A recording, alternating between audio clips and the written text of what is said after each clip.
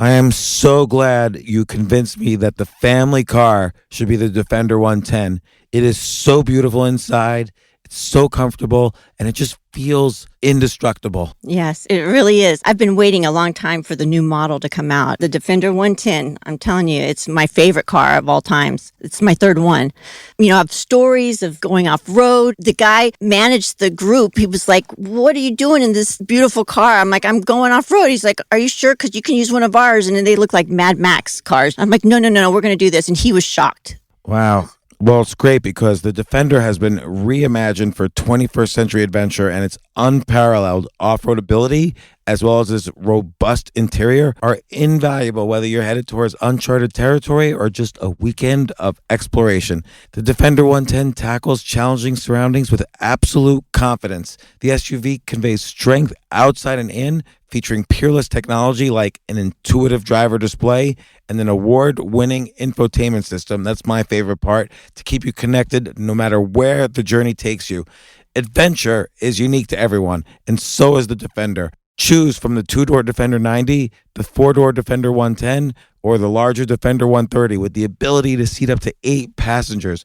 You'll find uncompromising performance in all three. So pack up and go even further with the Defender 110. Learn more at LandRoverUSA.com/Defender. Capella University is rethinking higher education. With its game-changing FlexPath learning format, you can earn your degree on your schedule and fit your education seamlessly into your life. Imagine your future differently at capella.edu. This isn't your average business podcast, and he's not your average host. This is the James Altucher Show. Today on the James Altucher Show. No one, in my view, no one is going to have on their tombstone during the great pandemic of the novel coronavirus, he overreacted. So far, no one can be accused of overreacting. The only negative attribute, I think, in response will be thus far is that we underreacted. The way I would best summarize our viewpoint as Americans right now, or at least the viewpoints I'm taking, is that if the species gets wiped out, that's bad, but would be even worse is if the NASDAQ goes down. Could it be the case that there's so much quick destruction that we're left with people just on the street expecting the next UBI bill, the next stimulus bill to get passed, and we don't know what to do with these 40 million workers? Like, is there a point of no return if we keep this economy shut down long enough?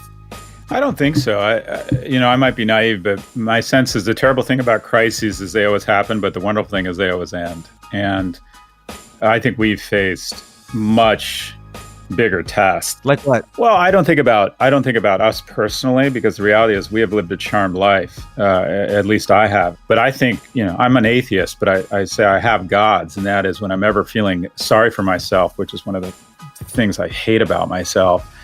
My God is my maternal grandfather, who I never met, Norman Levine, who used to escort his 4 daughters and son to a makeshift bomb shelter in the London Tube in 1943 because their house had been destroyed during a bomb raid. During the panic, his oldest daughter at 11 was run over by a truck. Now I'm sitting here pissed off and upset and feeling sorry for myself. And the reality is, if we demonstrate a fraction of the resilience and the leadership that our grandparents demonstrated, we're going to be just fine. I hope you're right. But, oh yeah, we'll definitely be back. There's nothing wrong with America that can't be fixed with what's right with America. Scott Galloway, you've been on the podcast twice before. Algebra of Happiness, you're the author of. Great book. Also, a great book that you wrote earlier than that, The Four, The Hidden DNA of Amazon, Facebook, Google, and one other company that I'm forgetting right now. Apple, James. Jesus Christ. Apple. Sheltering in place, taking too much sativa, not enough coffee. Come on, my man. I'm losing IQ points every single day. I'm in place. It's a big bank there. You're lucky. There's a big bank. So how's it going? Like everyone else, it's sort of, none of us have been through anything like this. So it's a mix of feeling blessed because you get perspective in times like this, and interrupted by moments of kind of sheer sort of, I wouldn't call it panic, but just trying to wrap your head in your arms around this, and also greater empathy for those housewives who get in the car, load up all their kids in a minivan, and then drive everyone into a lake. I kind of get it now. I kind of get it. I'm thinking about a minivan. My kids it's as if Iraqi insurgents took control of our household. Is sheltering in place with children is not easy. Not easy. But Well, anyways, I have I'm 5 fine. kids. Two of my kids are with me. 3 of my kids are scattered around the world, and so yeah, it's a weird time for everyone. I mean, why did you leave New York City for during this time? So I closed the office about 3.5 weeks ago, I guess on the arc of things, sort of early. I was one of those guys who got it all wrong very early and then pivoted pretty quickly. I closed the office 3 weeks and 3 days ago, told everyone to go home. And I went to, being the neurotic person I am, I put together a matrix of all the places in the world that had low levels of outbreak, a decent hospital, a low density resort we could stay at, because I had this very unfortunate situation where my wife and kids were living with my in-laws because we're in between houses, which is obviously an unacceptable situation to have all potentially these asymptomatic carriers going in and out of a 7-year-old couple's house. So I did this matrix, low density resort, heat, and I came up with the Riviera Maya. So I came down 3 weeks ago, grabbed my wife and kids and took them to the Mayacoba in Mexico. And we were there until last Friday. The call to come home, even though Florida doesn't make a lot of sense on a lot of levels right now, but the call to get back home is pretty strong. So we came home exactly a week ago, and now we're here sheltering in place at friends who are sheltering in place in Montana. So we're in a strange house, and I'm sitting in a 14-year-old girl's room right now. How about you? Where are you and why are you there? I'm in New York City, and we debated leaving New York City because, you wrote a really good. I really liked how you structured a recent one of your articles, which was kind of looking at your life via the prism of these cataclysmic events like 1987, 9/11, financial crisis, this virus. And I debated leaving New York City because I'm kind of sick of being at ground zero for every major crisis. Like I was at the World Trade Center at 9/11. Yeah. I lived on Wall Street during the financial crisis. Like my actual apartment was on Wall Street, and I was on CNBC all the time talking about the crisis. And now here we are in New York City again, which is supposedly the epicenter of world deaths now in this virus. And it's getting a little bit tiring to always be at ground zero. And I'm wondering if being outside of New York City reduced stress for you. You know what? Everyone reacts differently, but New York was feeling very uncomfortable to me. And that is back 3.5 weeks ago, which seems like a lifetime ago. When you walked around New York, it was starting to get more sparse. So you knew something was wrong.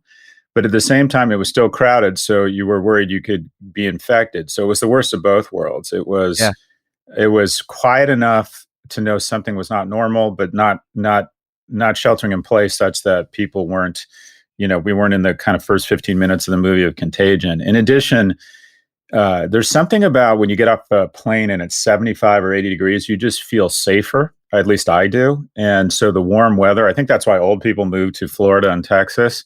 There's something about warmth that just feels inherently healthier and safer. So a mix of the vanilla sky-like scenario in New York plus the cold, New York to me felt very uncomfortable. And I told all the kids who work with me, and I say kids because the average age is kind of 24, 26, to get out and get to your parents. I think New York is not a very appealing place to be right now. I feel it feels dystopic to me. What do you think? Yeah, I think dystopic in part because of the right now I saw some statistic that basically on the streets there are 86% fewer people. So let's say instead of seeing 20 people on your block a few weeks ago, you might see 2 people, and even that might be large. Like usually you don't see any people now on a given block. But Central Park itself is crowded because it's easier to be outside in the sun and still be 6 feet away from or 10 feet away from all the other people. But even then, you walk around Central Park and you'll just stumble upon a whole, like a dozen tent hospitals that have been set up in the middle of the park. And everybody here, because they're so attached to what's going on, everybody here is basically depressed. Like there's this, and every store is closed. Now, you can't tell always if a store is closed because it's forced to be closed, or many businesses now are just simply out of business. Like in the past 3 weeks, I mean, in addition to, the other things I do and so on, I also am a small business owner in the community. I own a bar/comedy club. And so I'm kind of in touch with things going on there. And essentially every bar and restaurant right now in New York City is out of business, even chains. And that'll reverse itself because of these SBA loans are very friendly towards restaurants and exactly these sorts of businesses. So that's going to completely reverse. Although we'll see, there's unintended consequences of all good intentions. And I can already see there's going to be some unintended consequences of the good intentions of these SBA loans for small businesses.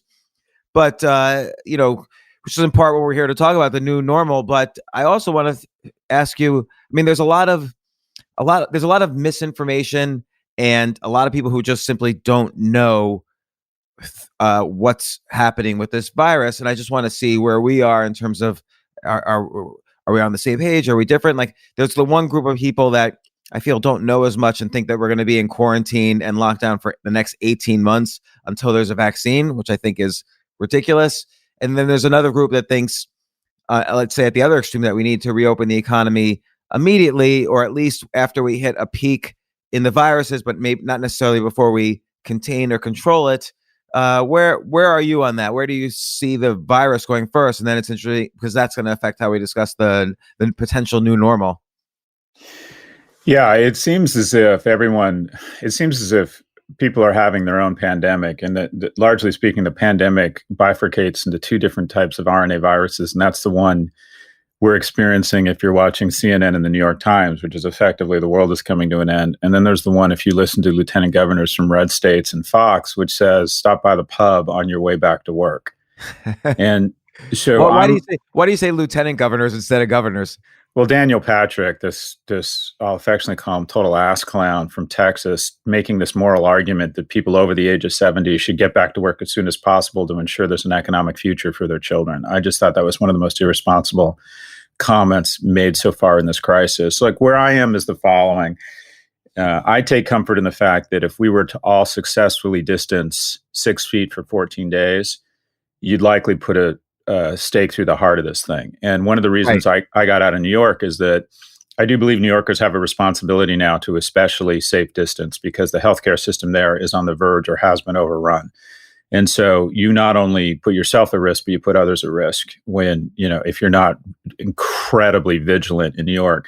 Now, having said that, it seems to me pretty simple that the ones that were the most disciplined, and people call, what I would call mild racism, call Asian cultures compliant, that somehow our irresponsibility, our inability to recognize something we had a heads up on, our inability to apply quote unquote innovation that we boast about, our inability to apply what is the greatest asset allocation in history across healthcare, doesn't seem to have helped the United States. We're now the center. We now have more infections than China, Italy, and Spain combined. We saw it. We had more time to prepare than them. And we like to think that, quite frankly, American exceptionalism would come to bear here. American exceptionalism in this case has been a level of narcissism. Oh, the Chinese are an inferior people, and that those weird, gross, disgusting things don't come here. A place like South Korea, they call it compliance, not competence. They've demonstrated competence in South Korea. And then Italy's all fucked up, and they kind of deserve it because, those crazy Italians, they kiss each other and their governments are incompetent. But if you look at our curve relative to where Italy was at the same point, Italy actually handled this better than we did. So, I take comfort in the fact that if and when, and I do think we're getting there, places like San Francisco and Washington are being smart about this and really attacking it, that the curve is going to flatten and life will get back to not a normal, but a new normal. And we're going to be, you're right, out again. We're going to be hugging and kissing again, and we're going to be spending times with our loved ones. And even if we decided it wasn't good, at some point, people are going to decide they just are going to take those risks. My in-laws called us today and said, when can we come over and see the kids? And we said, not for a while. But at some point, they're just going to start showing up at the door. So, well, let me ask you this, though. Like in New York City, for instance, we've been on, lockdown / all the businesses are closed / strong social distancing guidelines Yep. for, I don't know, like 20 days maybe. And, that's essentially 2 infection cycles, meaning someone get infected and usually they show severe enough symptoms to show up at the hospital 10 to 12 days later. So it should, and we're right now, because we've been through this times and we have somewhat effectively social distance, Yep. hospitalizations every day do get lower and lower in New York City. Like, it's unlikely, like all the models that have predicted enormous hospitalizations in New York City are now about 80 to 90% off, including the model they use in the White House to figure these things out. And so it could be the case that, within the next week or so, we'll see, within the next week, we should have noticed that New York City has peaked. I'd be surprised if it Well, didn't. they're saying that. You're reading the same stuff I am. They're saying the peak is supposed to be in 6 to 7 days. Yeah, or USC, which has been, there's a research group at USC has been modeling the exponential curves in all the other places, like essentially how long things double before exponential growth flattens out. And we're passing that point. Actually, today is the day they predicted for the peak. Who knows? And then and just based on all the other cities, maybe April 15th, give or take a week for the whole US. But peak doesn't mean the end. It might mean the end is in June then, or who knows? But so do you see sometime between peak, meaning the exponential growth is over and cases are starting to subside? Do you think at that point or near that point we start to quote unquote get back to work, maybe state by state or demographic by demographic? Or do you think the US will wait till the very end of what's considered, kind of like how Wuhan did? I don't know. What I find frightening is, or what I think is true is, I do think that this is a monster. And if Dracula came into town and started killing people and then we injured it, and that's the metaphor I would use right now. I think America and certain cities have been better than others, but generally speaking, there is a nationwide response to this. And if he was injured and leaving town, we wouldn't say, well, let's wait till he comes back. We'd hunt him down and put a stake through his fucking heart. And my sense is this notion that certain cities should get back to work and others shouldn't. It seems to me that this thing doesn't know any borders and will end up in probably at least every major city to a certain extent. And that it just seems that the vigilance here is in my view, no one is going to have on their tombstone during the great pandemic of the novel coronavirus, he overreacted. So far, no one can be accused of overreacting. The only kind of negative, the only negative attribute, I think, in response will be thus far that we, as amongst leaders, amongst citizens, amongst sons, spouses, whatever you want to call it, is that we underreacted. Now, is that to say that at some point it probably doesn't mean we shouldn't get back to work? No, but this idea that we're going to have A, B, and C cities and fire up certain places, it's the way I would best summarize our viewpoint as Americans right now, or at least the viewpoints I'm taking, is that if the species gets wiped out, that's bad, but would be even worse is if the NASDAQ goes down.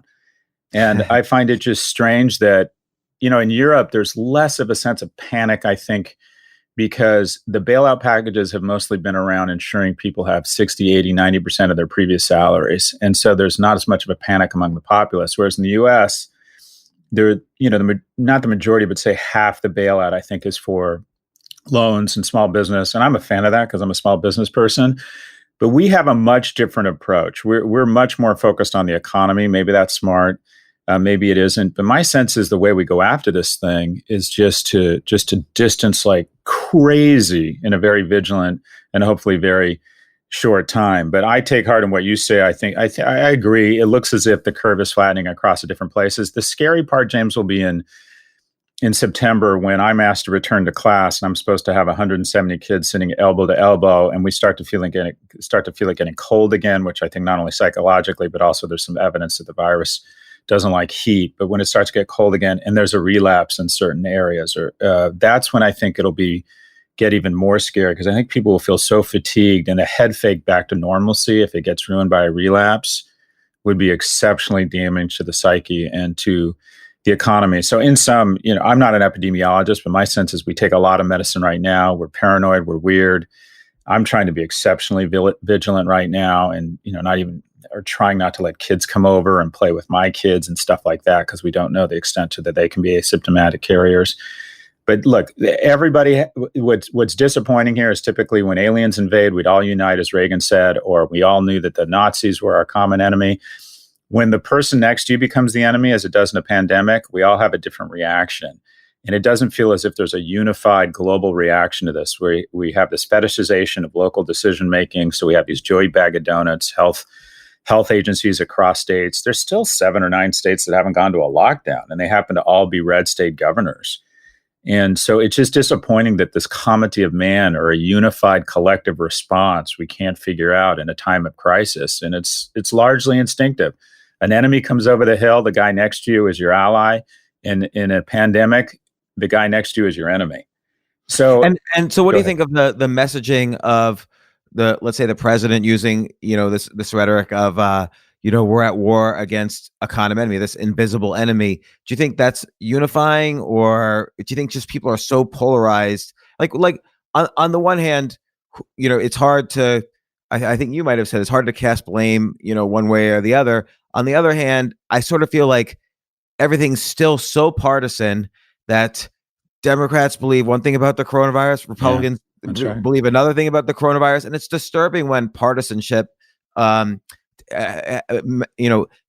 policy that affects the lives of billions. So, for instance, if someone mentions chloroquine, hey, it's an approved FDA drug, might be worth trying, but everybody on the other side says no, it's not. And I'm just using that as an example. There's like a dozen decisions like that. I get disturbed about that, and that's probably why we can't have a cohesive nationwide policy against this. Yeah, I think you're absolutely right. So it feels as if CNN sees the pandemic as an opportunity to highlight the president's deficiencies, and Fox sees themselves as state TV that's there just to adopt the talking points of the president. And there's nothing going down the middle saying, I mean, I'm not a huge fan of the president. I have a bias towards him, but I think the war footing they've gone on in the last, what I'll call 5 or 7 days, is a good footing to me. I think they're saying the right things finally. Now, the problem is, it just seems to me it was late. And the majority, if you look at the majority of leadership across crises, the U.S. public wants sober data and then a vision for how we get out. What was kind of the communication strategy here was they didn't really acknowledge the problem for a while. It was, this is going to disappear. It's not as bad as we think. There was this constant kind of slow balling and this sort of glossing over, rubbing Vaseline over the lens of the virus. And now they've pivoted to, well, we knew this was coming. We just wanted to be optimistic. And it could have been a lot worse. It looks like it's only going to be between 100 and 250,000 deaths, but it could have been a lot worse. So I think I don't want to say they're on the right footing right now, but I think their communication strategy has gotten a lot better. But I just don't think there's any getting around it. I think the president is going to come out of this deeply damaged. His approval rating is 48%. And people say, well, that's not bad. But if you look at George W., if you look at W's approval rating after 9/11, it was 93%. Even the Argentinian government, the junta government, or the military government that was very unpopular in the 80s, their popularity screamed upwards when they decided to repatriate those all-important assets called the Falkland Islands. So in a time of crisis, people have a tendency to rally around their leaders and the flag. But the fact they've only rallied to about 48% either reflects that our partisan divide is just so entrenched we can't get there, or that people on the whole don't approve of the president's handling of this. But even deeper than that, just as a nation, we really have to look in the mirror here. I think there was some narcissism that was damaging for us. I think our notion of us being so innovative, yet we can't seem to figure out things like ventilators and the distribution of protective equipment. I think we're just going to have to take a hard look in the mirror here around what we exactly mean by American exceptionalism. What do you mean? Well, I think there was a general feeling that this wasn't going to come here, that we're better than those backward countries that have wet markets, that we can handle this, and that our healthcare system is the best in the world, that we won't have this same sort of damage or collateral damage. And I think if you'd said, will America have a tough time figuring out a way to get enough ventilators up and running, we would have said, of course not. We make electric cars and smartphones and photo sharing apps that 2.5 billion people use. I think that our response here around just general technology and the distribution of that technology hasn't been what I'd call robust or reflective of the most innovative, what is supposed to be the most innovative supply chain and technologically sophisticated economy in the world. It doesn't feel as if I don't know. I don't think our marks here are going to be that strong, whether you look at the slope of the curve, the infection rates. And we sort of knew this was coming. At first it hit Asia, then it hit Europe. So you'd like to think that we would have been a little bit more prepared. So I think a mix of narcissism, cold comfort around how innovative we are. And I just think, I don't think the administration or leadership here has been very coordinated.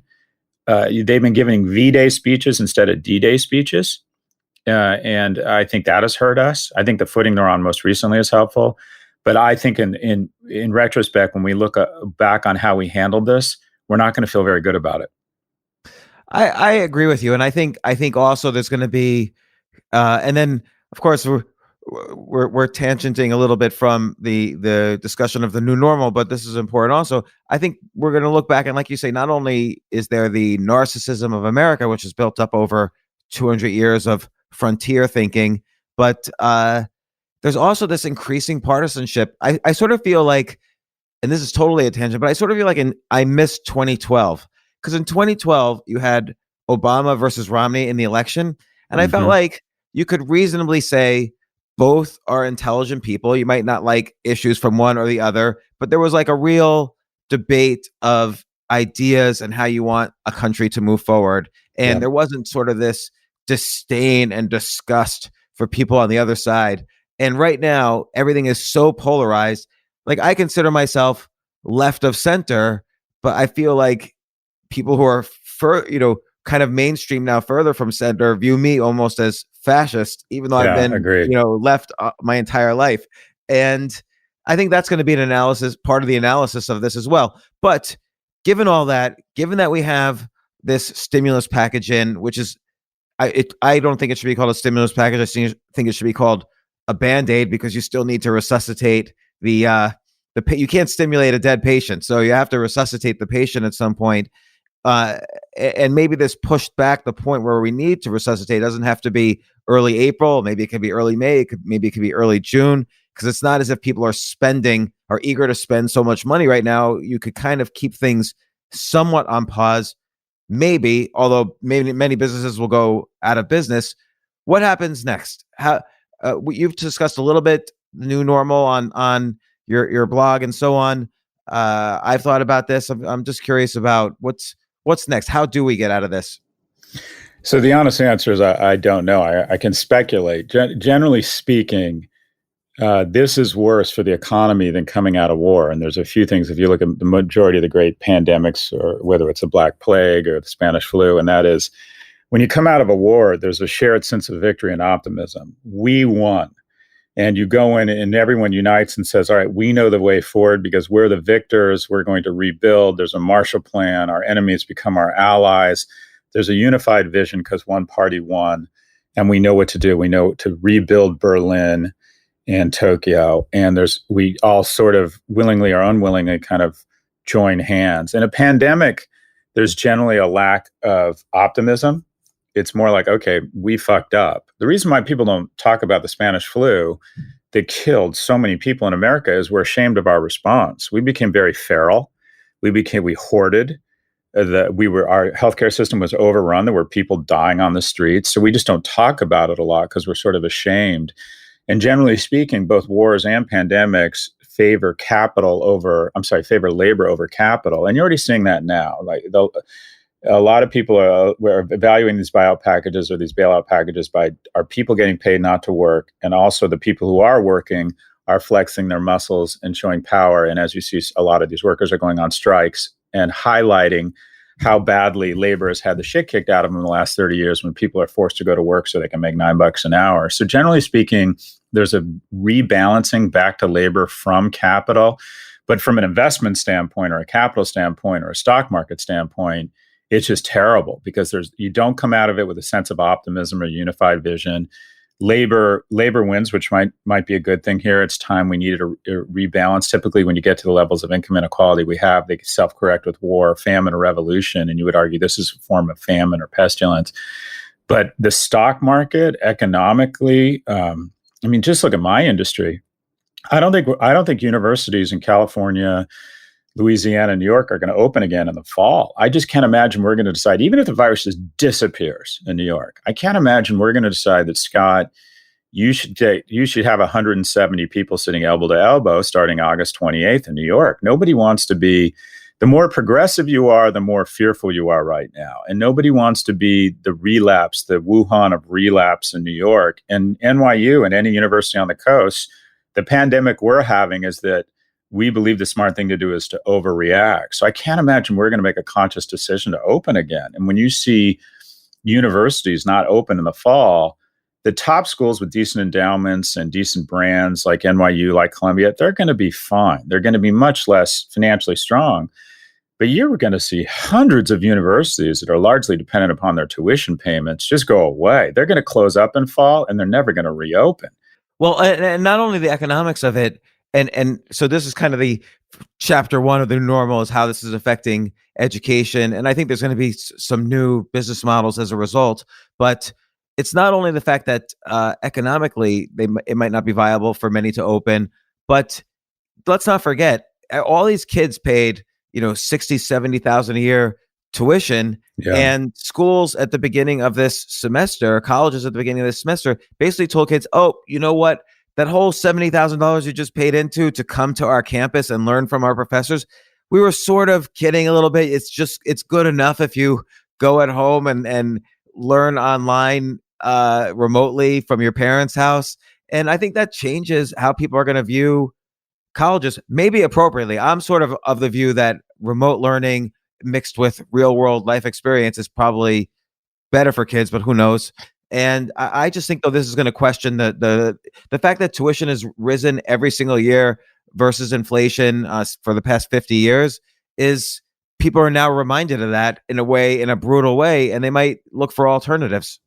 You're absolutely right. You said a lot there. So the tuition at NYU, I think it's like 68 grand. But if you come on campus, you go see Spike Lee speak during lunchtime, you play ultimate frisbee in Washington Square Park, you party in the dorms, you have your heart broken, you have sex for the first time, you go to your friend's football game, not at NYU, but at Penn, and you call home and say, Mom, Dad, I'm learning a lot. I'm loving it. I'm maturing. I'm seasoning.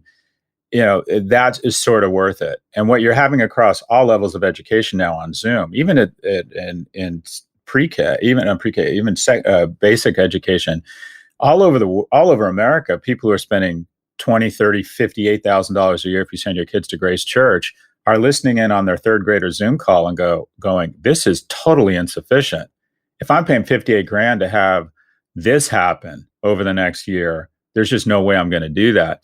The sad part about education is that there'll be good and bad. I think big tech is going to enter. I think Google's going to partner with an MIT and say, all right, now that we're no longer bound by physical space or geography, we're not going to welcome 3,000 kids to campus. We're going to welcome 30 or 300. And we'll do it in 2 or 3 years. And instead of charging $250,000 in tuition, we'll charge 25 or 50 grand.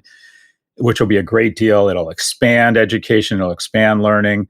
But the traditional 4-year kind of human experience of discovery and campus and football games and fall leaves, and I rode crew at UCLA, I played sports, that is going to become even more unattainable for the middle class. There just won't be many kids like myself who come from the household of a single mother as a secretary that'll get to share in that very humane experience. So what we'll end up with, I think, is we'll end up with a small number of academics who are world-class and earning 3 to 10 times the money. You'll have some administrators who have product management skills doing better. Everyone else in academia will make a lot less money. We're going to see an expansion of learning and vocational via new technologies such that a lot more people, quote unquote, learn. But it'll erode our humanity in the sense that a lot of kids are no longer going to have access to that incredibly joyous self-awareness experience called the traditional college experience. I think it's going to go away for a lot of people. I agree with that. And I don't necessarily, I mean, it's not like kids, if they don't go to college, are not going to have friends and have their heart broken and have sex for the first time between the ages of 18 and 22. Like all of that will still happen, but it'll just happen in a different context. Like maybe there's 2 or 3 hours in the morning where they do their online education, in the Google MIT program or in LinkedIn Learning or in Coursera. I like your comment about masterclass in your blog post that who wants to take classes from celebrities. But I do think some kind of online learning is sufficient to match the college learning, particularly per dollar. And then I kind of think kids find their real world experiences regardless of whether we send them away to college or they're out in the real world doing things. I think there's going to be some upside. There's going to be more opportunity for more kids to learn skills to be competitive in our economy. But I mean, I'll give you an example.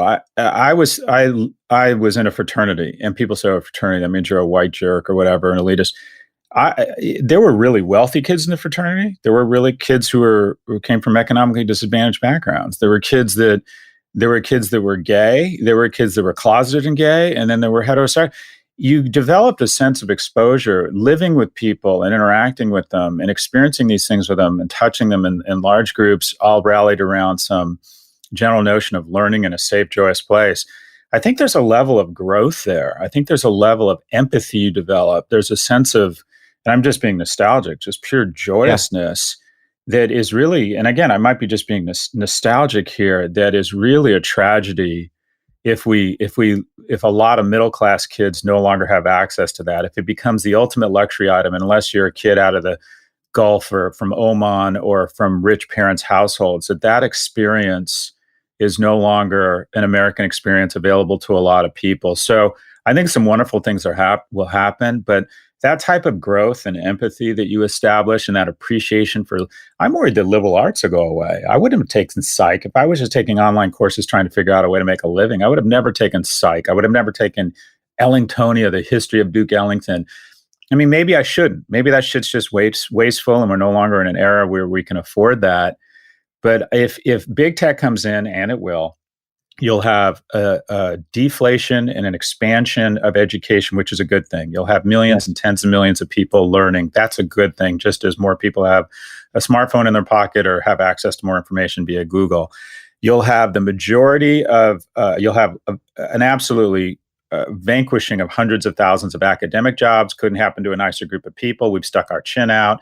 I work with one of the best faculties in the world. A third of them should be put on an ice floe. Not only are they expensive, but as they become less relevant, they get angry and become obstructionist and have a viewpoint and opinion simply because they're desperately barking for relevance. So couldn't happen to a nicer group of people. The problem is that what you'll have is a tremendous increase in stakeholder value that will go to disturbingly few organizations and people in terms of actual monetary stakeholder increase.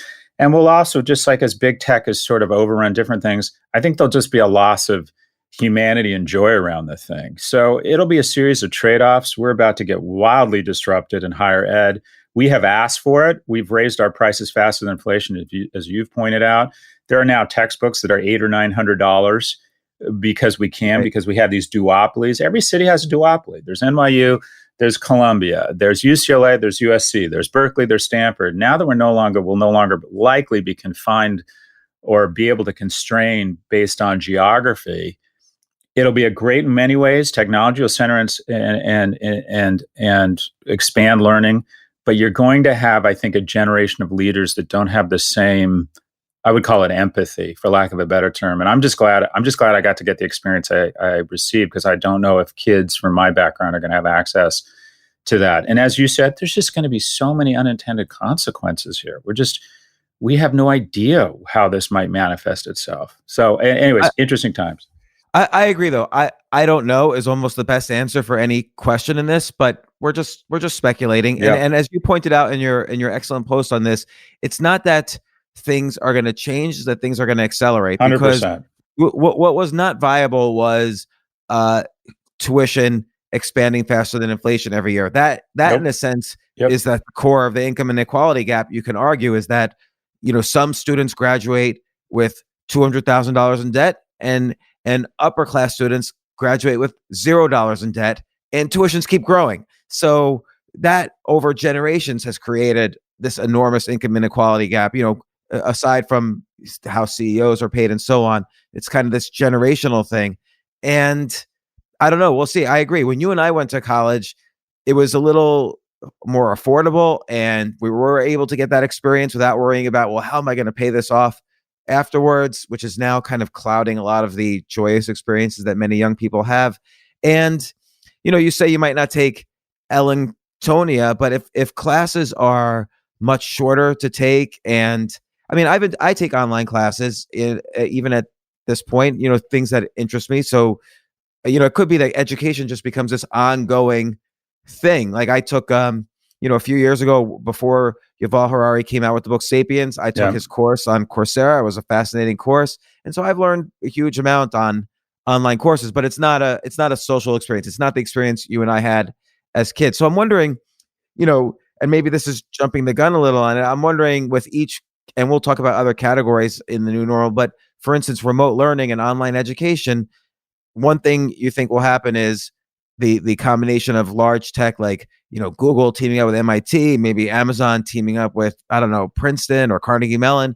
And I wonder if there's other business models in online education. So for instance, we're used to the concept of a degree. You pick something that you're going to focus on, and then you're able to say to future employers, I have this certificate approved by this accredited institution that I'm able to speak intelligently about biology or computer science or whatever.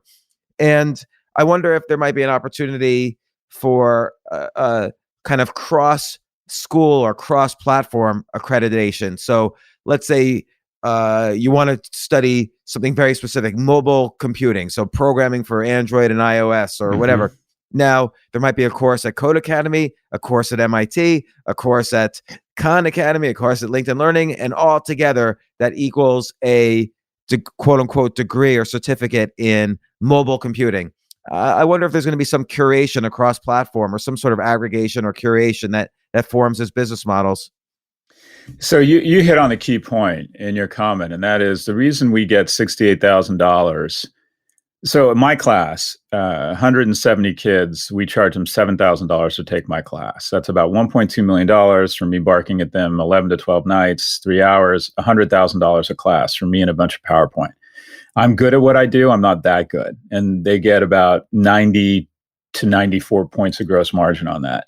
And every year they raise prices faster than inflation. So the jig is up. People realize that that's just not worth it. But what we're doing is we're not educating them. Parents don't pay $68,000 a year for their kid to get educated at NYU. They pay for the certification.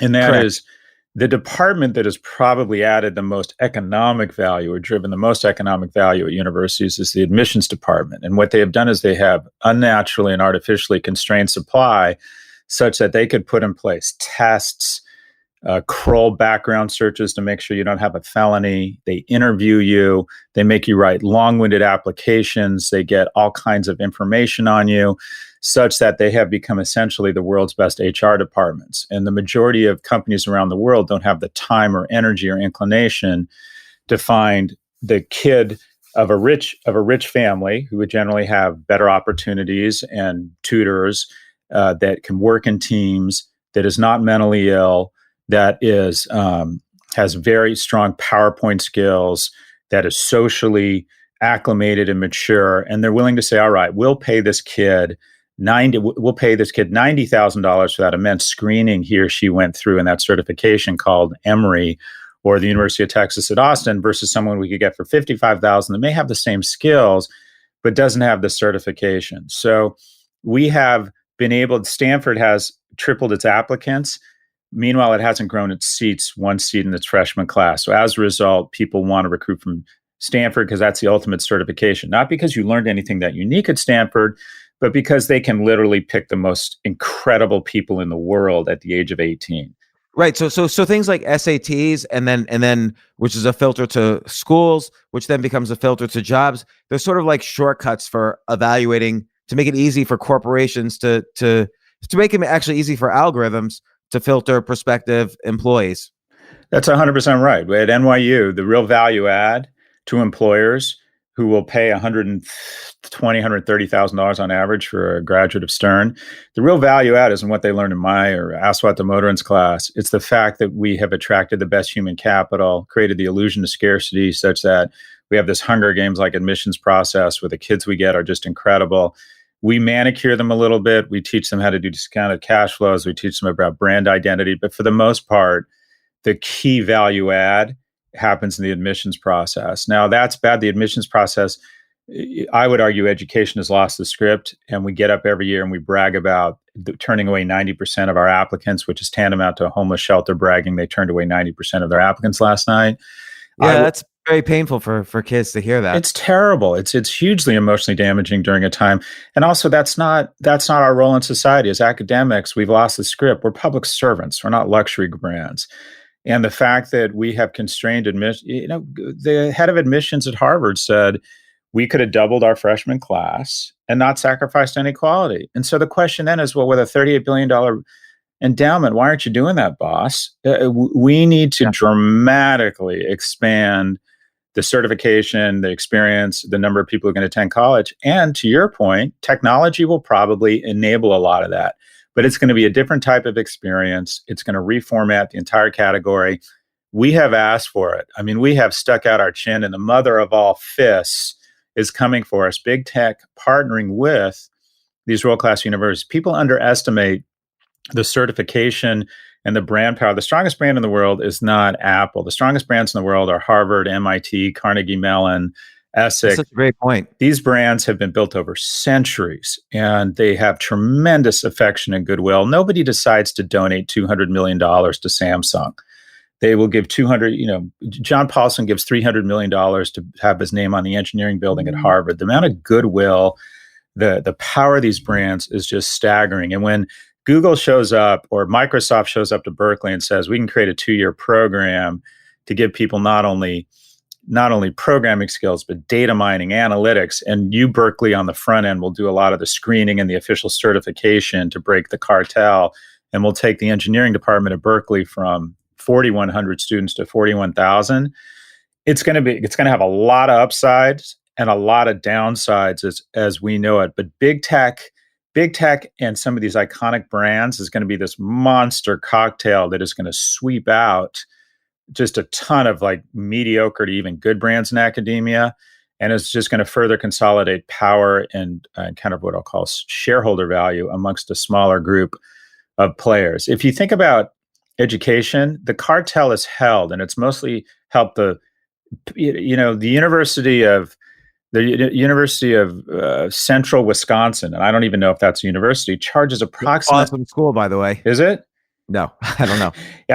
But generally speaking, it would charge the same tuition as the University of Wisconsin, the Badgers, which is a great university because it's a cartel. That cartel is about to be broken apart, and without that pricing power and that scarcity, you're just going to see a ton of universities go away. So MIT is going to expand their enrollment from 20,000 to 200,000, and who wouldn't want to go to MIT if they can? They'll charge lower rates. It'll be a 2 or 3 year program instead of 4-year. You'll lose a lot of that magic. And like everything else in software, a disproportionate amount of the fruit will go to a small players. But people thinking these new online, there'll be a ton of shareholder value in online tools to help people teach, SaaS-based programs to make MIT, Google better. But the notion we're going to have a bunch of standalone organic universities making a ton of money, I just don't buy it. I think the brands are just too powerful. That's interesting. So you think still, if you're an employer, you're not going. If you get 2 resumes and one says, "Oh, he's taken, Java, C++, object-oriented programming, at all these online schools," versus this guy had a B average at MIT/Google. You think still they'll go towards the MIT/Google employee and pay more? Double E woman who rode crew at Dartmouth. Oh, she kicks the shit out of anyone. I don't care how many classes you've taken at General Assembly or until there's some sort of incredible, and there'll be a lot of money here, business able to create this ultimate certification, whether it's testing or that says this person is outstanding. There's just a certain maturity, there's a certain grit, there's a certain empathy, there's a certain ability to work with others that that corporations will pay pay up for across those universities, or their ability to identify those people and matriculate them. There'll be a lot of opportunity, but the real big money will be partnering with universities. Apple partners with Bocconi to create this incredible program around design or UX. There's just going to be these cocktails of this chocolate and peanut butter of Google and Georgia Tech. I mean, my gosh, who wouldn't want that certification? Well, and by the way, it's not like Google has to only partner with one college. That's right. It could be that Google blesses its brand on 50 colleges, and maybe that's where the cross-platform learning happens. So, I could take this class at Georgia Tech online because I like this professor, and I could take this class at NYU because I want to learn from Scott Galloway, and it's all blessed by Google. Well, that's the key, is that these guys could slip in. And that's actually an interesting insight, James, is that going back to the notion, the key attribute here that results in all the margin is certification. The new certifiers could become big tech, where they figure out all sorts of tools and tests to certify you. And because that is, at the end of the day, I could take every course. I almost didn't graduate from UCLA. I was in academic probation 8 times, subject to dismissal 3 times. If I had taken every course and just failed calculus for the 3rd time, which I almost did in my last semester of my 5th year, and not got a degree, I couldn't have gotten a job at Morgan Stanley. I wouldn't have gotten into business school. I wouldn't have had the credibility to start a business. I wouldn't be where I am now. Yeah, I wouldn't have had 98% because I'd gotten 98% as far. I would have been 2/3. So it wasn't that 5 years at UCLA that got me the opportunities.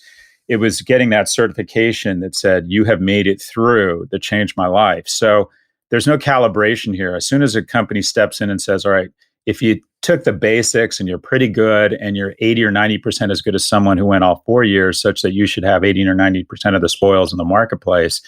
Right now, it's very binary. You either get certified by 1, you get in, and then 2, you graduate, or you don't. So there's probably all sorts of spaces or white spaces to be filled here. I don't know how it's going to play out. I do know one thing: a lot of faculty are going to make a lot less money moving forward. Yeah, and I think you're right. We don't really know the final business model. So, for instance, this binary conclusion that happens at your education. I had a similar thing where I had my senior year, I had a D- in Fortran, and I needed a D to graduate for my overall GPA. And so I literally went to the professor. I did the same thing. And they say yes. They say yes, right? They say yes, because what are they going to do? Not let me graduate because of this? But, I think, though, it's going to be interesting. Maybe it could be that people are going to just have a subscription model to university where they're permanently enrolled in Google education somehow, or Apple education, or Amazon education. And that is enough certification. That's enough of a filter. Because you think about it, jobs only use college as a filter, probably mostly for that first job. After that, like if you worked at Morgan Stanley, if you then wanted to work at let's hypothetically say a hedge fund, people will care where you went to college, but they'll really care more about that you were at Morgan Stanley. Or it used to be the case that, for your second job, people looked at, it was a big benefit if you worked at Procter & Gamble or General Electric. So then you learn marketing and management skills in the real world. Now it's better, instead of working at Procter & Gamble, it's better if you work at Google. Oh, he's coming from Google, he must know something. Oh, he's coming from Amazon, he must know something. So the brands have changed in terms of the second job, but there's still that, I never really thought of the effect of brand on getting, the second or third job, but it exists as well. And, I wonder, that whole environment's going to change. And I think there's going to be business models around it that we don't really know yet. Well, it's a $10 trillion industry. It's the most, other than healthcare, it's the industry most ripe for disruption. The general trend will be what I refer to as dispersion. And that is, we have leveraged geography and duopoly status in every city to constrain supply and maintain ridiculous margins.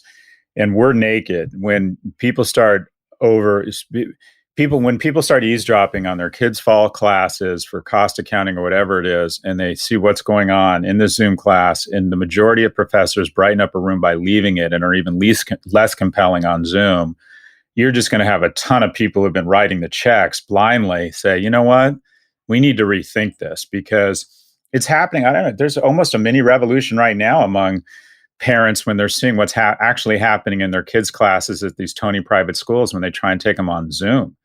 There's a near riot across some of these private schools when parents see how these schools have not adapted to online learning. They're like, let me get this. You want me to continue to send in the same tuition payment for this? So it's going to be fascinating. it's about time. And yeah, like I'm excited and both scared to see what happens here. And I worry that it just, as you said, it doesn't change trends as much as it accelerates them. The biggest and best brands get more powerful and stronger, and the certifications only become more and more important, and it results in even greater income inequality and even more spoils aggregating. If Google MIT partner and offer 500,000 slots, they'll get them, and they can charge half the price and deliver the same margins to both universities. And then who's going to go, for God's sakes, who's going to go to Fordham? It's just, you'll see a small group of brands just aggregate the vast majority of the spoils, and the profs and the administrators who get who have an opportunity to get into that information economy will do incredibly well. But the other 700 business schools, I could describe NYU Stern as one of the 15 top 10 schools. We'll be fine because we'll be one of the aggregators. But what about number 45? What happens to them? So look, tremendous destruction in jobs, ton of spoils to a few players, deflation and egalitarian spread of information across a lot of consumers, which is great.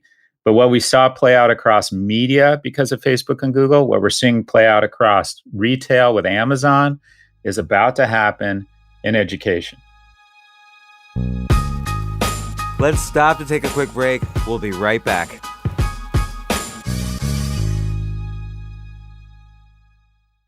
Oh my gosh, I love these clothes. Mizzen and Main. That's Mizzen and Main. It really is the most comfortable work clothes. Travel clothes. I had to travel this whole week. I'm traveling for a week and a half, and I just took Mizzen and Main clothes with me. Close out 2023 in style with comfortable, breathable, packable, and machine washable pieces from Mizzen and Main. As you wrap up your year-end goals, enjoy a Mizzen and Main dress shirt that you can wear confidently. I like that they've very, very just nice, solid colors. I don't really like to get all fancy in patterns and everything, although they do have some pattern shirts, but very comfortable clothes, stretchable pants. It's just super comfortable, but they look professional, and you can wear them casually or professionally.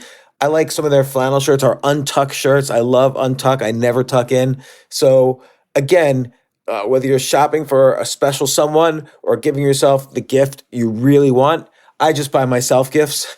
Mizzen and Main is the perfect gift for any guy who works, travels, and or cares about looking and feeling great. As you could tell by my many photos across the internet, I care about looking fantastic. I'm practically a model. And let's be honest, every guy loves to look great. So again, shop now at mizzenandmain.com and save 20% when you spend $130 or more using promo code James. That's promo code James at Mizzen and Main, Mizzen and Main.com.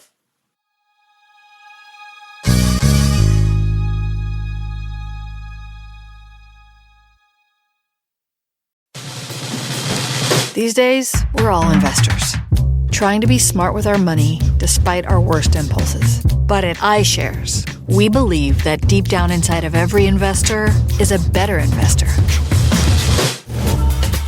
One that's just waiting to be let out. Explore iShares ETFs and insights and let your best investor out. Visit iShares.com for more information. You know what I love about fantasy sports is that even though I'm not going to be a great basketball player or a baseball player or a football player or whatever, I feel like I get to participate and make decisions and use my knowledge of these different leagues or these different sports to compete. So it's like I can pick my team or I can pick my favorite players, and I could use my knowledge to make predictions and maybe even make money. So with the basketball season here, you can now pick combo projections across football and basketball from the Specials League on Prize Picks. This is a league created specifically for combo projections that include two or more players from different sports or leagues. Want to play alongside some of Prize Picks' favorite players like rapper Meek Mill and comedian Andrew Schultz, who's also been a guest on this podcast, and I've been a guest on his? You can now find community plays under the promos tab of the app to view entries for some of the biggest names in the Prize Picks community each week. Look, Prize Picks even offers a reboot policy so that your entries stay in play even if one of your players gets injured. For football and basketball games, if you have a player who exits the game in the first half and does not return in the second, that player is rebooted. Prize Picks is the only daily fantasy sports platform with an injury insurance policy. What? So I love playing it. I love anywhere where I can use analytical ability with my interests to demonstrate some skill and maybe make some money. And I like the game-like aspect. I do wish they had chess as a category on prizepicks.com, but I'll settle for what they've got. Maybe I should make my own fantasy chess league. But in any case, I love Prize Picks. Go to prizepicks.com/James. Use code James for a first deposit match up to $100. That's the easiest $100 you're ever going to make. So that's prizepicks.com/James and use code James. Daily fantasy sports made easy.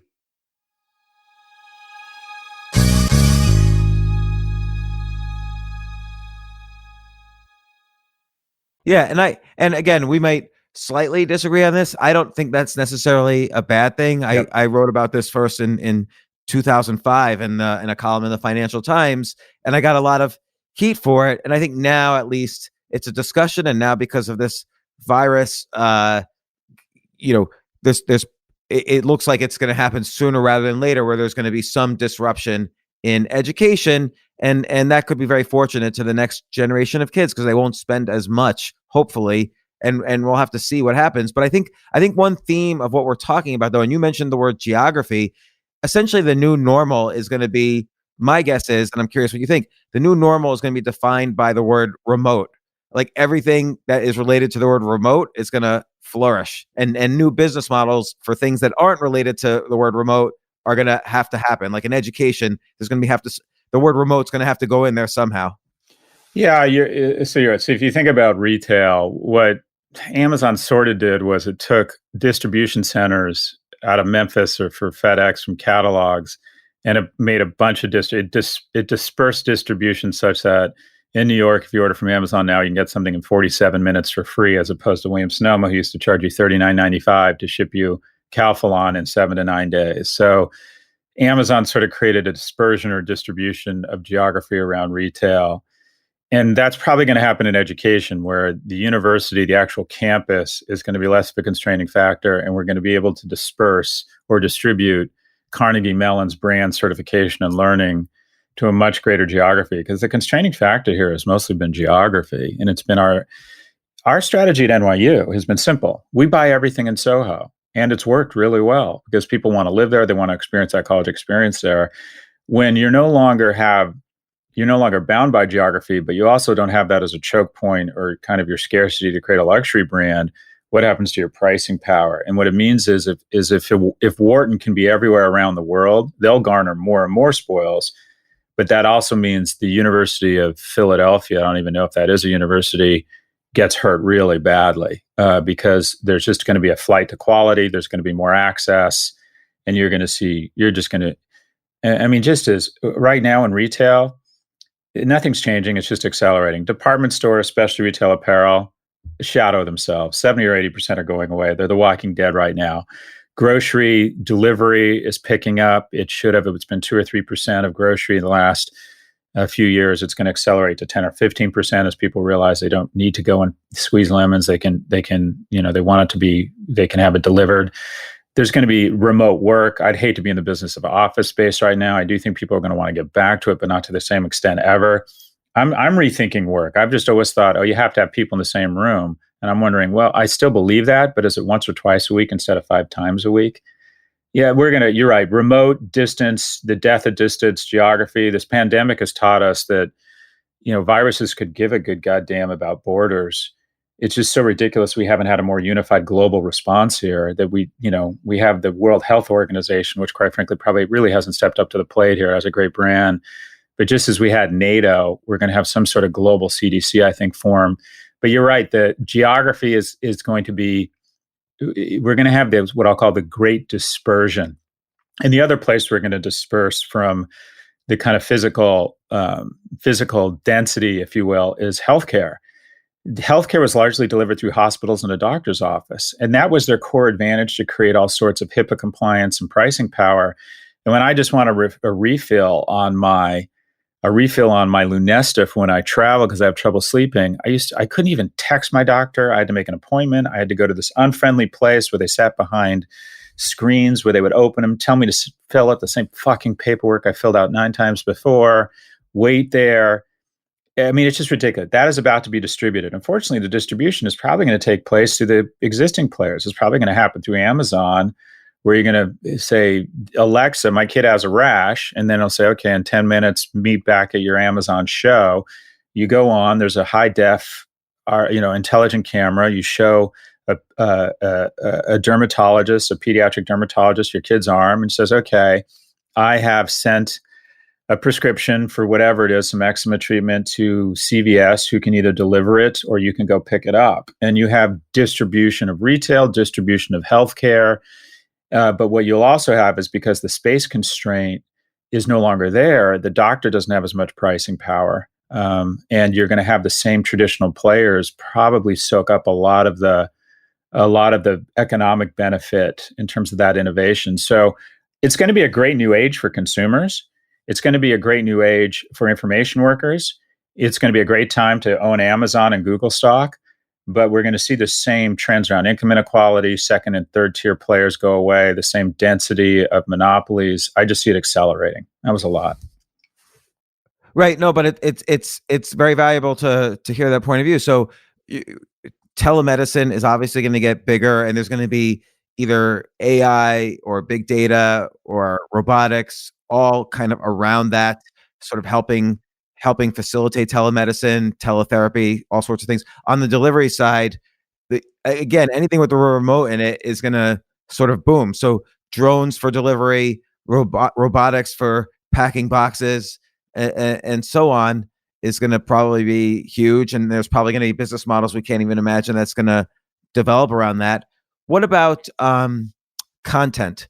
So right now, content and recreation. So right now we go to movie theaters, we go on cruises, we travel to business meetings, or we travel for vacations, but we also watch content online. And that's, you can't even imagine that being larger, except it's going to get larger at this point. Yeah, we have an explosion, and I love television. I think this is, if we look back, I believe in 100 years, 200 years, we look back on the defining art form of our age, I think it'll be television. Scripted television. We'll spend more on scripted television this year than we spent in the entire decade of the 80s or 90s. And it's just striking how much good TV there is out there and how much content there is out there. I do think one thing about this remote aspect or trend that you brought up and what's happening across media right now is I'm in the midst of my podcast Prof G launched, did really well, and I started getting approached by networks about doing a TV show, like a business review show. And what's interesting is, since we started the conversations and now, the budgets have been cut remotely or cut drastically. They're saying, all right, instead of ordering 6 episodes at $500,000, we want to order 10 at 100 or 150 grand, because we're going to shoot it from your home. And what we're finding, we mean the media network is media industry, is that, Anderson Cooper from his basement isn't as compelling, but it's compelling enough.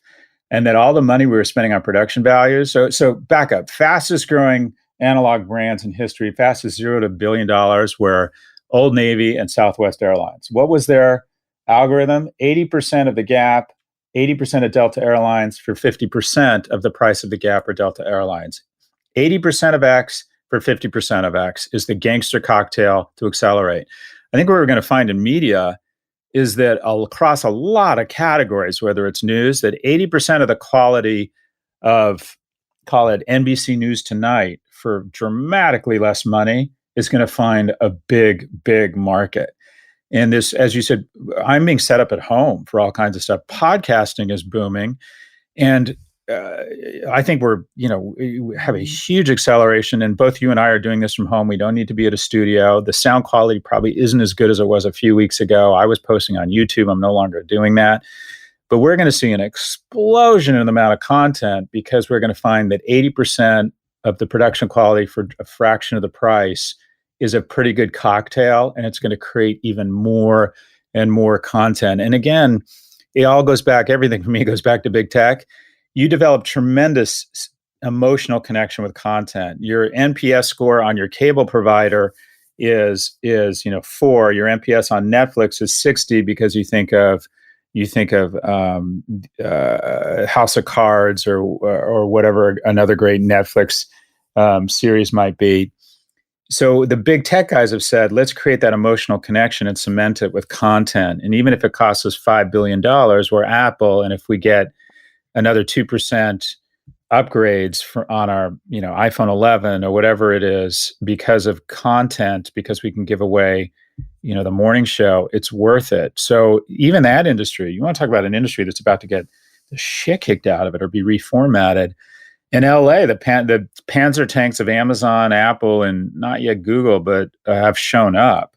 And there'll be some big winners. If you're in the business of content creation and you're the best, you're going to get an enormous contract. But all the other traditional networks, how does Viacom compete in a world where they have to make money on their content within that universe of content, whereas Apple just needs to show they're selling a few more smartphones and they can spend a Game of Thrones budget on what is effectively a Murphy Brown product called the morning show. You just can't compete with that if you're in traditional media. You can't spend $120 million an episode on what is a fairly mediocre like drama about daytime TV. I mean, I think you can't do it.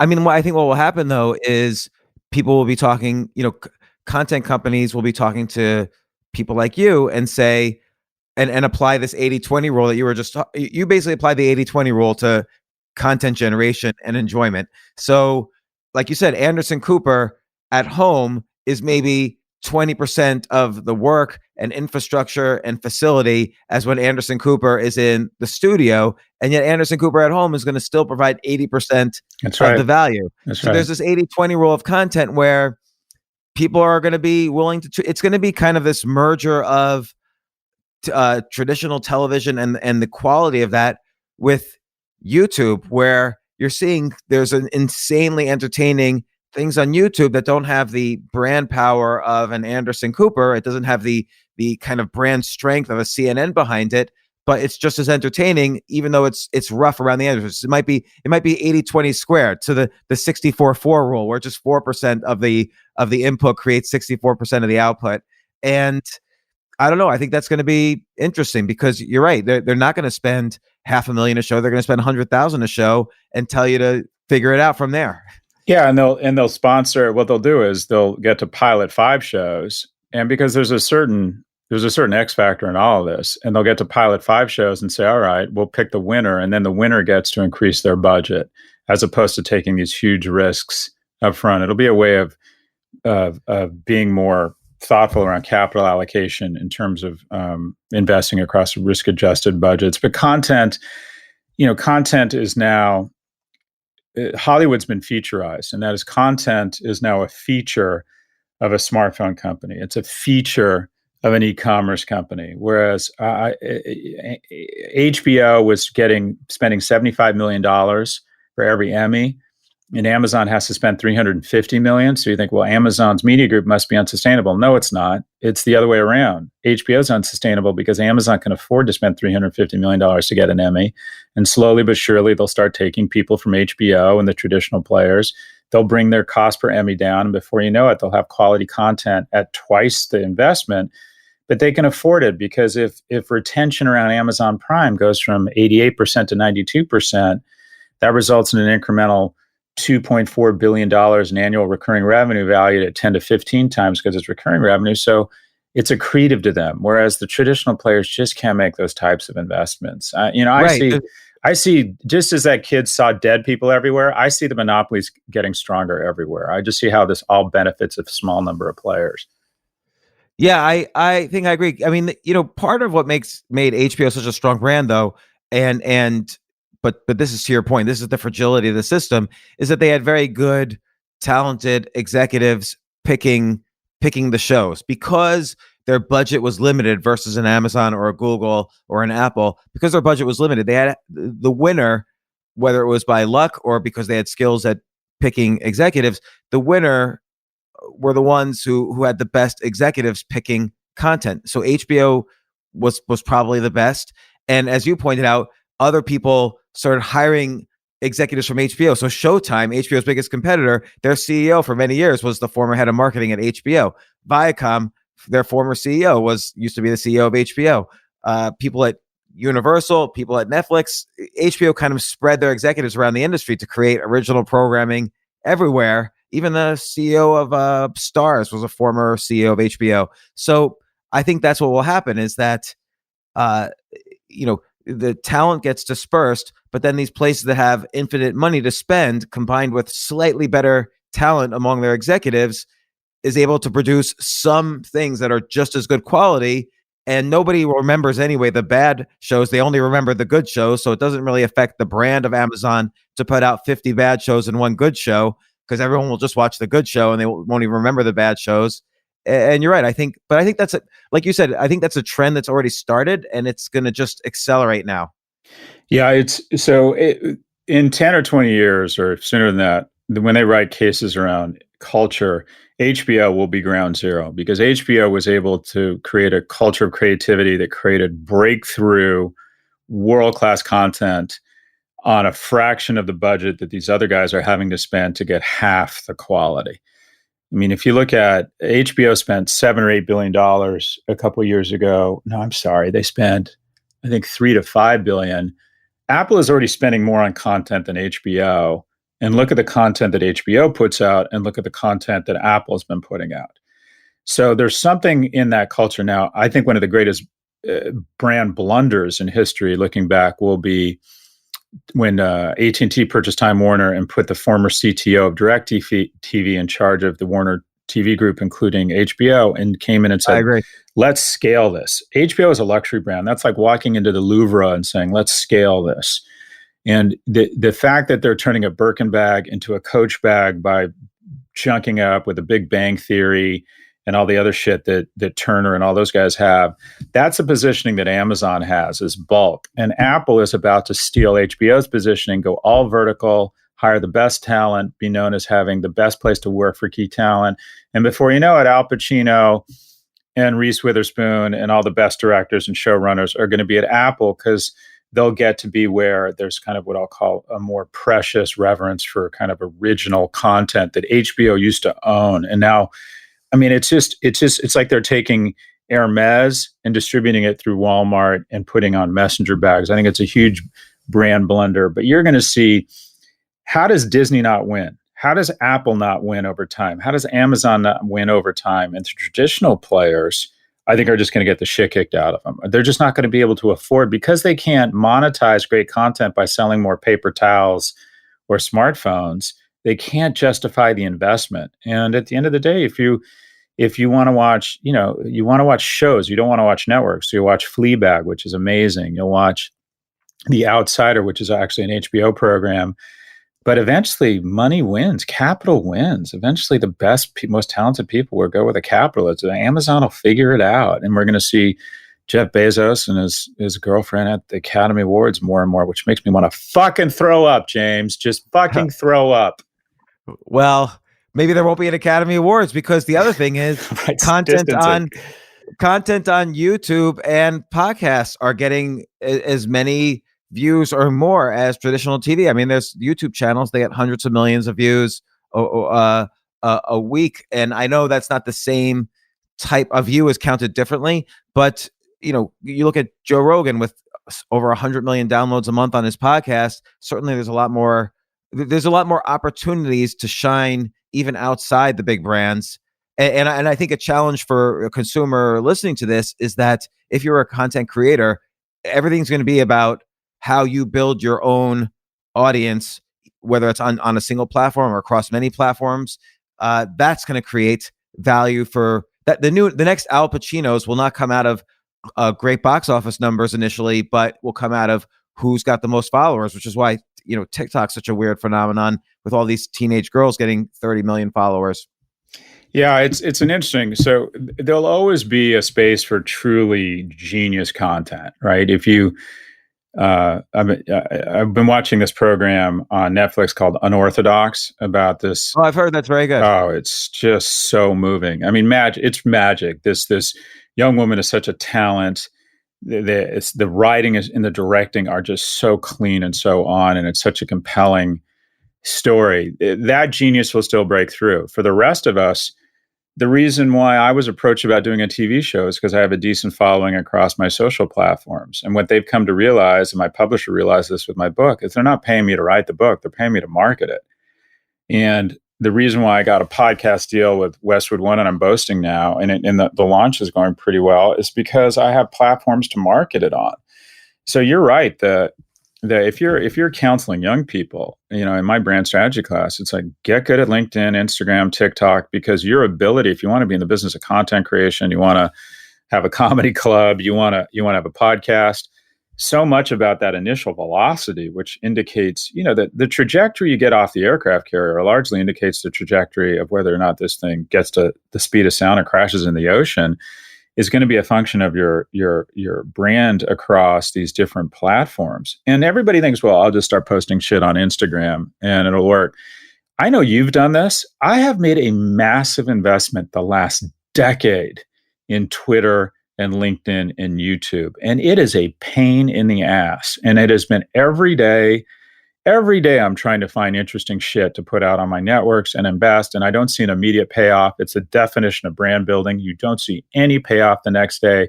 But over time, if you're disciplined about it, your brand just gets stronger and stronger and stronger. And you can use that brand as a halo to launch different products. But absolutely, these kids who are getting good at these platforms are going to have such an advantage, because pretty soon, in any type of content creation, publishers basically are I'm looking for professors to teach sprints. I'm doing an online startup called Prof G. And the professors I'm looking to do these next online sprints, we look at their social following. And it is really difficult to find academics who have any sort of academic credibility, but have over 10,000 followers on Twitter. It's just weird that they just haven't embraced these mediums. But yeah, these are the new brands. Or they're not creating good, unique content. It's a skill to create. It's a skill to figure out a platform, and then it's a skill to figure out what's your voice on that platform. So it's the same difficult skill as learning how to be a good writer. Most people just can't sit down and write a novel for the first time and say, oh, I'll use this. I'll be great at this platform, the writing platform. It doesn't work like that. There's a skill involved. A great TikToker is different from a great YouTuber, is different from a great writer, and they're not easy.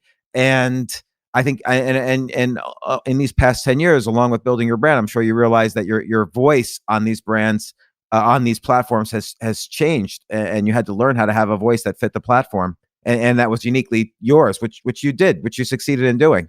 It is really interesting. The platforms, and it's taken me a while to figure this out. I can tell what platform someone has discovered my content based on the way they greet me.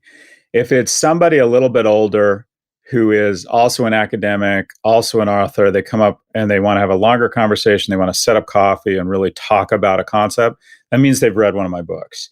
If I get a high five from a guy on a bike running by me and say, Prof G, you're the man, I'm like, oh, he's seen one of my videos. It's the recognition off of videos is bro culture. If I get a really thoughtful email from a mom or someone who wants to have a more, what I'll call, you move them emotionally. Anyone you move emotionally, it's through the written word. It's through a blog post. There's something about the written word that goes straight to someone's heart. And then the podcasts they come up to you and they talk to you as if they know you, because when you're in their ears and you're speaking, they're under the impression you have a relationship with them. So if somebody comes up to you and talks to you as if, and you're sitting there and you're going, wait, do I know this person? Am I forgetting who they are?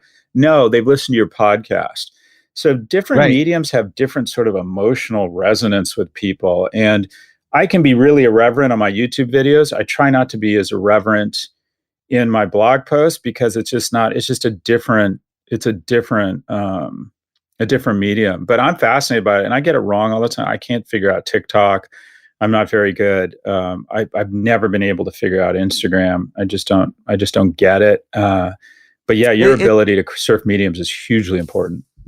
It's interesting because, like what you said, by the way someone greets me on the street, I could tell. Like, it used to be everyone who greeted me, 9 out of 10 people who greeted me had read my writing, and I've been writing professionally for 20 years. I have over 20 books out there, some bestsellers.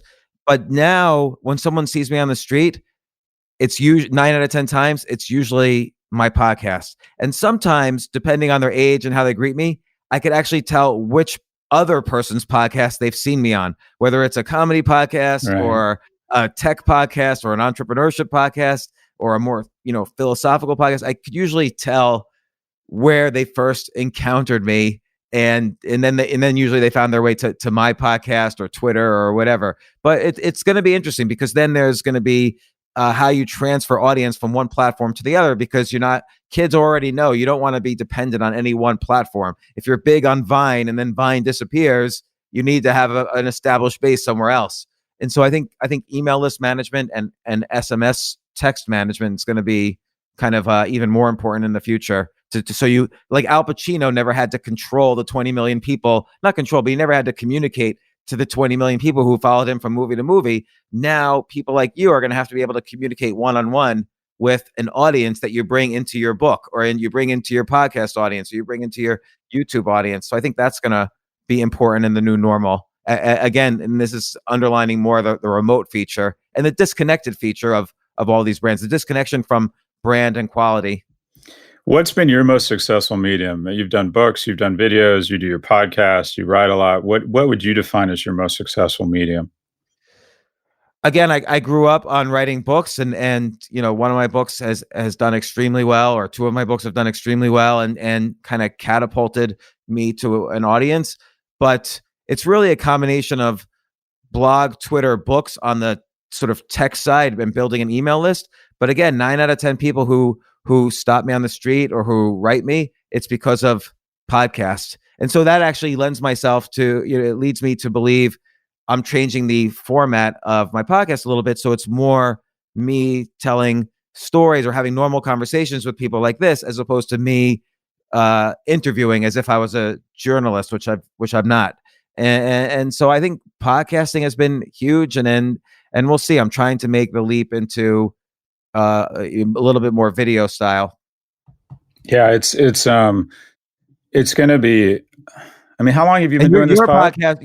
Your 6 years. Your podcast is going to be, for you, I know you just started the Prof G podcast. I meant to mention that in the intro, but my guess is ultimately your podcast is going to be your biggest win for you. And also you've done work with Kara Swisher in the podcast world. Your podcast with Recode and have been very successful.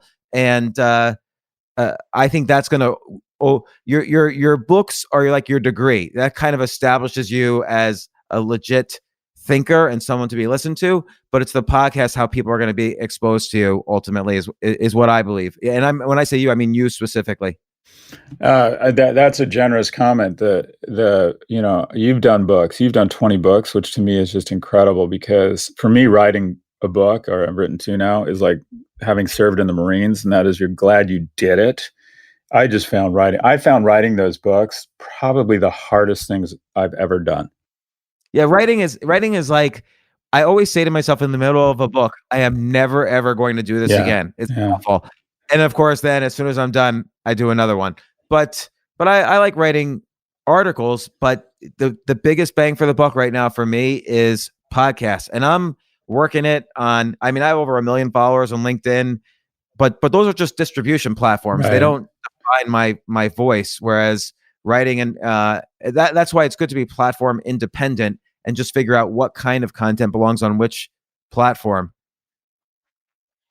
And so then I guess continuing the theme of remote, we've talked about remote commerce. So every business model related to that is going to succeed. We've talked about remote medicine, remote learning, how content's going to get dispersed. Your view is the big tech players will have the brands to come in, but I think that's going to combine with individuals sort of making a name for themselves in different ways. Like I might not have to work at Goldman Sachs to be considered an expert on money. It might be that my podcast on money creates a brand for myself enough to go on to another business model or whatever.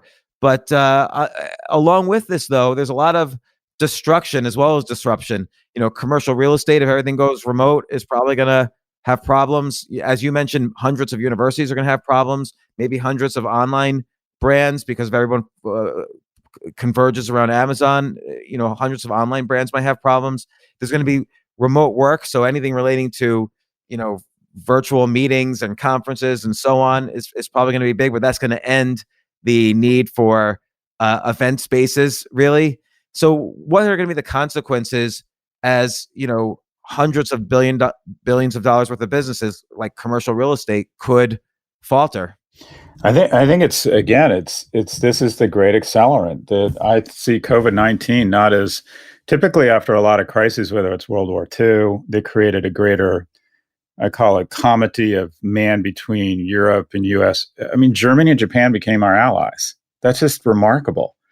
We changed the world to a certain extent. NATO was this incredible, the North Atlantic Treaty Organization has largely kept the peace globally, not just in Europe, but largely kept the peace globally. So there's enormous changes typically coming out of wars. I would argue that this doesn't change any trends; it just accelerates them. And the trend I see accelerating across all these categories. Look at healthcare. I think the biggest winner in healthcare is going to be Amazon, and it's not that consumers won't benefit. Consumers benefit from Amazon now. Healthcare costs will come down. More people will have access to good healthcare because of Amazon. But you're going to see a tremendous destruction in jobs.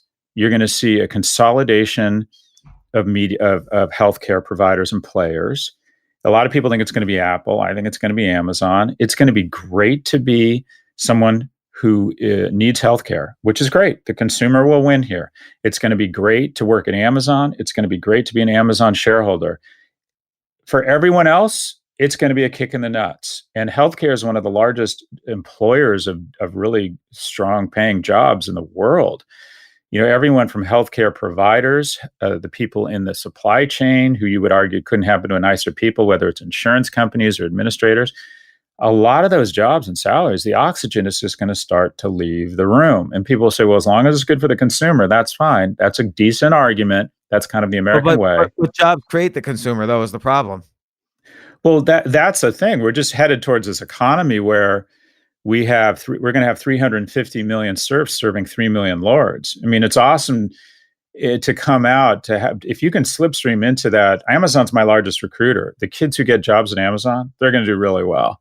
There's never going to be a better time to have money. There's never going to be a worse time, to be everybody else. It's a great time to be wealthy right now. We're going to see deflation. If you can survive this economically, the price of everything is about to go down. The problem is fewer and fewer people are going to have money, right? There are going to be more people on, you'll never have a bigger TV, you never have a more powerful phone, but you'll probably be on your couch and just won't have enough disposable income to afford education or healthcare. But I just see the trends, income inequality, although a lot of people would argue a pandemic redistributes income. I don't see it. I think the biggest and best companies are only going to consolidate their power. I run a startup right now. In the last 2 weeks, we've had 2 people go to Nike and 1 to Google.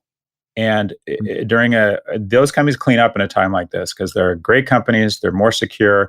In frothy economies, people go to startups like yours and mine.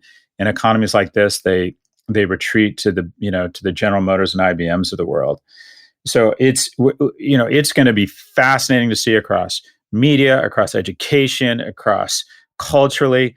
The one piece I hope of optimism here, the platinum lining, is that to date, a lot of people would argue that millennials have suffered from kind of this screen time and concierge parenting that has turned them into sort of a fragile generation. Jonathan Haidt, one of my colleagues, says that might this be an event that creates more resilience, a more global perspective, more of a recognition that we need to join hands with our brothers and sisters in Europe, learn from how thoughtful and competent, and to a certain extent corrupt some of the approach to handling this virus in Asia was. And might we develop a global CDC? Might we recognize that borders are less important than we thought? Might we come out of this with a generation of leadership across millennials and Gen Z that are a little bit more global, a little bit more empathetic, a little bit more proactive, that realize defunding governments, that government is important, government matters, and that this delegitimization of federal workers is just inappropriate. And then our frontline warriors right now are generally people that are working for the federal government and healthcare. So I'd like to think that we come out of this, I'm hopeful we come out of this with a generation of leadership that is more empathetic, thinks more long-term, thinks more about the comedy of man, and realizes that the key isn't to create more billionaires, but to create more jobs and greater empathy across border. Anyways, that's my speech, James. That's my speech.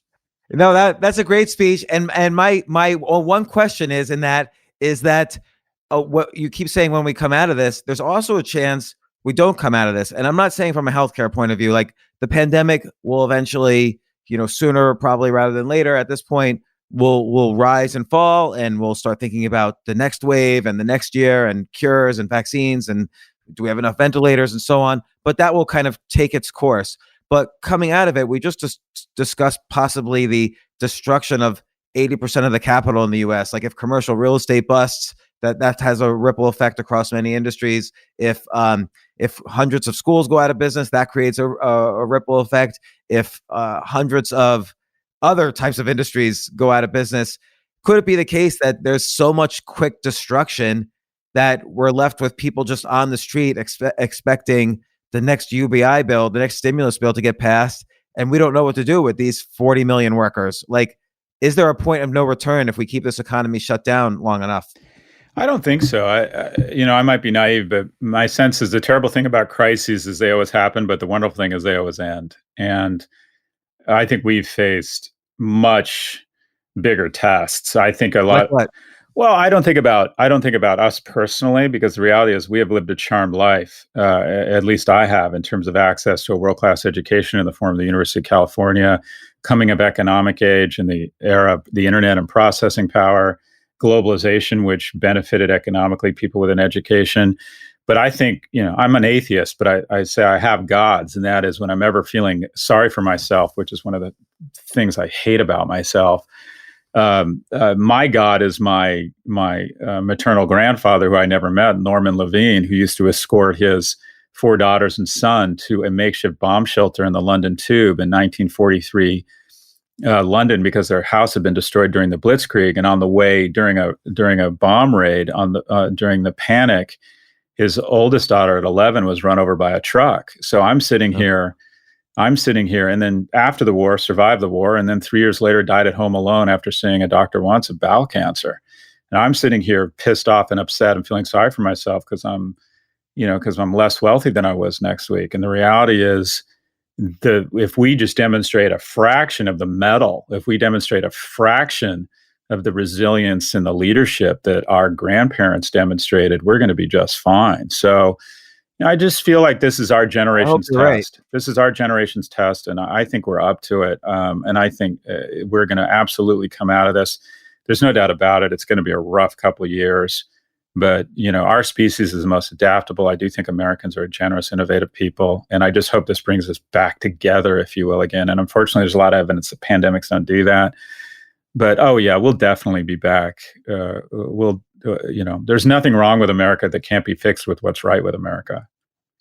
I always get worried, though, that I don't know. I get worried that you look at the last time there's been, look at after the Spanish flu. There was issues with, that's when the Soviet Union was created. That's when all these, Marxist regimes started, because of the frustration of, the income inequality. And I think maybe something similar could happen again. There's a lot of fear that strongman governments might fill this void. I don't know. It's easy to be a pessimist here. The biggest economies in the world, America and China, I think, come out of this, quite frankly, with coming across as a bit, at least to date, incompetent and corrupt. China could have been more transparent about what was going on and saved a lot of lives. Our incompetence, in my view, as a nation, has just resulted in more infections and more deaths than we needed to have. But hopefully the immunities are beginning to kick in, and we're starting to turn this back, and we'll come out of this, whether it's in a year, 2 years, 5 years, better and stronger. So if you were to give advice to either a 21-year-old or 22-year-old just kind of leaving college and trying to figure out what to do as we emerge from this weird cocoon of coronavirus, or you were giving advice to a 45-year-old woman just laid off from her job wherever, and it's unclear if that job's ever going to return, well, what would you say as they should focus on and for rebuilding? or for building? That's a really difficult question. I think, you know, I mean, it sounds weird. Cut your costs, cut your burn.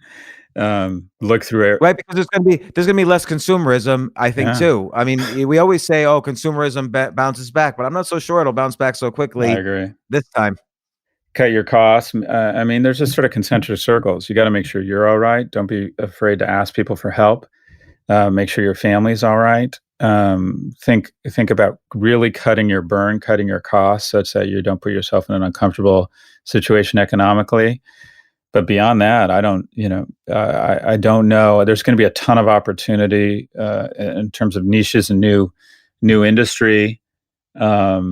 But I wouldn't say I like have a playbook here, a post-corona playbook for young people, because we're in a situation right now where typically we welcome 4 to 7 million kids to four-year universities and another 2 or 3 million to junior colleges, which are kind of the unsung heroes. That might change dramatically in the fall. So, the honest answer, James, is I don't know. I don't feel like I'm in a position to say to someone, okay, do X, Y, and Z. I think we're in triage right now. I think you make sure you're all right. If you're not all right, a form of courage and bravery is to ask for help. Ask for help. I never had the confidence to ask people for help when I needed it. What would you ask them if you could have? Oh, when my mom died, I didn't get on with my life, and I thought of myself as a master of the universe, and I didn't. And I kind of woke up 2 or 3 years later, post my mom's death, and I was still, I don't want to say a mess, but I just hadn't moved on with my life. Don't be afraid to reach out and ask others for help, whether right now you're struggling economically or emotionally, or just feeling depressed or down or scared. I think the ability to reach out and ask people for help, such that you can get to a good place and start helping others, I think that's a form of courage or bravery that I did not have when I was younger. So now when I'm not feeling like having a great day, I tell my wife and family, I'm struggling today. And they're really good at adapting around that. And then they'll tell me the same. And I reached out. I'm now in a position finally in my life where I can get off my heels and onto my toes. So I sent out a message to my company saying, does anyone need help? And I was blessed that a couple people reached out to me and said, I do need help. And I was in a position to help, which felt wonderful, made me feel very masculine and strong. And I know you're not supposed to feel those things anymore, but I like feeling those things, and it made me feel great. So I think reaching out for help when you need it. And then if you are in a position of feeling pretty good or feeling strong or in a good economic position, getting off your heels and onto your toes and helping others, it feels wonderful, or providing comfort to other people. It's like, for me, it's like about time. And then I think a ton of opportunities are going to emerge out of this, and hopefully things get back to some sense of normal. But yeah, I don't think there's a specific playbook other than right now distancing 6 feet for the next 14 days. Yeah, I agree. It's funny, just to close this off, I do agree that if everybody just stayed in a closet for the next 14 days, the virus is eliminated from the planet. It's done. Yeah, It's done. but we're trying to do it, and no one's really doing it. Not even in China or South Korea or wherever. So just humans can't do that. And I think this gives a lot of food for thought about what this new normal is going to look like, and even the conversations around this, what those should look like, rather than being partisan. Look at reality, focus on how things are going to get dispersed either to individuals or the big brands. And there's certainly every industry that relies on you being at a specific place at a specific time is going to go away. And it's going to be very interesting. But Scott Galloway, Professor Scott Galloway from NYU, which hopefully will still stick around. By the way, Scott, I remember 40 years ago, NYU was not in the top 15 of anything. And it's to the credit of the administrators there that it became such a top 10 school. So that's to your point about how administrators are still going to have value. Did I lose everyone? So the internet is breaking down also. That's the new normal. It's like too many people are binge watching Breaking Bad right now. I don't know what's going on. No, but this has been happening. Is that but you were on a roll? I think you were about to wrap us up. Yeah. So I'll start again. Professor Scott Galloway from NYU, thanks again for coming on the podcast to discuss the new normal. And by the way, everyone listening to this, must reads are The Algebra of Happiness, such a great book by Scott. And also in terms of analyzing and understanding these high tech businesses that have essentially taken over every aspect of our lives. The Four, which is about Amazon, Google, Facebook, Apple, is such a great book to read, and it's about tech in general and industry in general. And also the Prof G podcast is a new must listen to podcast. And Scott, I think that's where you're going to be. Your empire, your content empire is going to be built on that podcast. Where my march for world domination takes over. James, you and I are taking over Australia. General Consulate of Australia, James Altucher. Well, I kind of want to take, like, Australia feels really big to me, and it feels like everybody in Australia could probably beat me up. I'm thinking more like a Micronesian island, like maybe Tonga or something like that, where I just all I need to do is buy their UN vote, and then I have power. Yeah, at a minimum, let's just we'll settle for Chipotle reopening, right? Exactly. Well, Scott, I look forward once again to seeing you in person if we ever leave our houses again. And thanks once again for coming on the podcast on the James Altucher Show. Thank you. Be safe, brother.